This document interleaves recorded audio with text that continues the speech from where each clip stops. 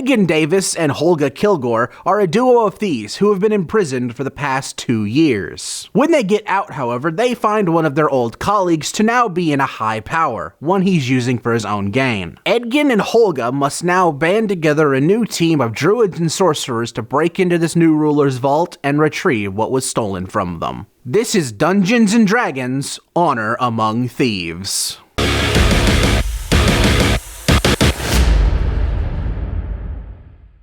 Dungeons & Dragons: Honor Among Thieves is the latest film adaptation of the very popular fantasy board game of the same name. Now, this may come as a surprise to a lot of people, especially considering my knowledge and overall enjoyment of so many other forms of media, but I know very little about D&D. I, no joke, almost called this a video game movie adaptation. That should tell you all you need to know about my knowledge on D&D. But I was actually really interested in seeing this movie to get properly introduced to the world of D&D. And how does someone who's never played a game of D&D enjoy Dungeons & Dragons: Honor Among Thieves? I actually really enjoyed it. The cast and characters are all solid, and the world and adventure they go on is a lot of fun. It's one of those films that fans and non-fans alike can really enjoy. And when making a movie about a specific IP, that's the best thing you can do. This film actually has quite the cast, and everyone is really good. From Chris Pine and Michelle Rodriguez playing a great duo of heroes, to the supporting cast of Hugh Grant, Sophia Lillis, Justice Smith, and so many others, they're all really good. And Justice Smith, by the way, will always be there when there are CGI monsters to fight. You can count on it. Each character stands out from one another, from their personality to their power to any other attribute they have. It's a really unique cast of characters. Uniqueness is key when making an ensemble film like this, and this film really does that well. However, this film was definitely lacking an iconic Jeremy Irons performance. The battle may be, Your Majesty. Maybe. But not the war!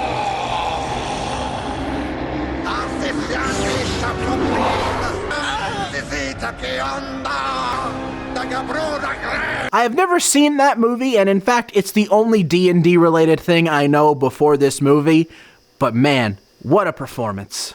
Nowadays, big fantasy worlds seem like something that died off with the last Hobbit film. And I think that really sucks because there is a lot of fun potential with them. This film, however, knows it's D&D, it leans into being D&D, and it loves being D&D the entire movie. And that's what makes this movie so much fun to me, a D&D noob, if you will. This film will throw so many weird and wacky creatures and moments at you that you just come to enjoy the movie you're getting handed to you. The movie is having so much fun with these scenes and with these creatures and with these characters. You just can't help but have fun with it too. However, there is one moment and one item in particular that felt really derivative of another game. I won't spoil what it is, but you'll know exactly what I'm talking about when you see it in the film.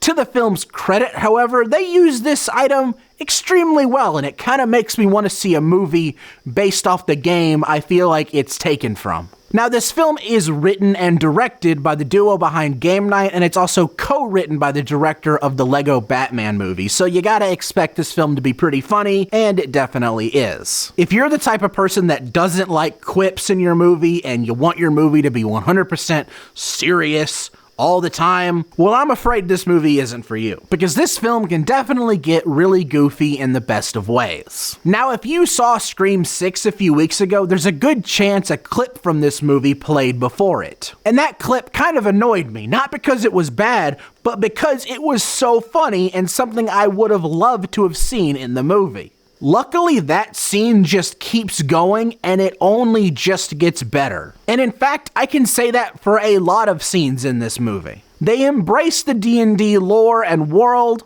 all the while having a lot of fun with it too. I think my biggest issue with this movie really has to do with the villain and how predictable they are. Like, I'm not too sure this movie was trying to pull off a twist villain kind of thing. If they were, they kind of failed on it. You're telling me the person that looks like the bad guy and sounds like the bad guy is the bad guy?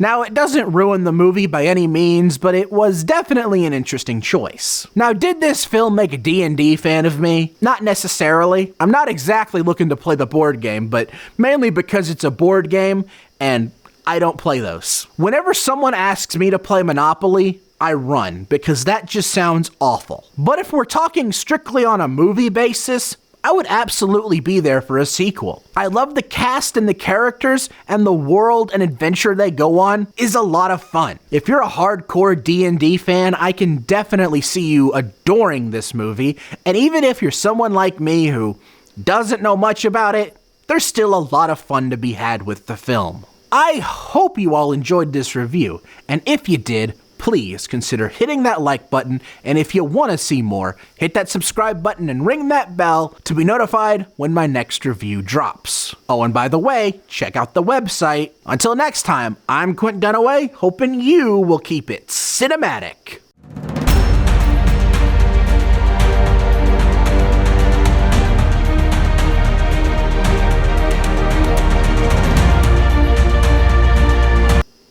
Look at the size of this potato.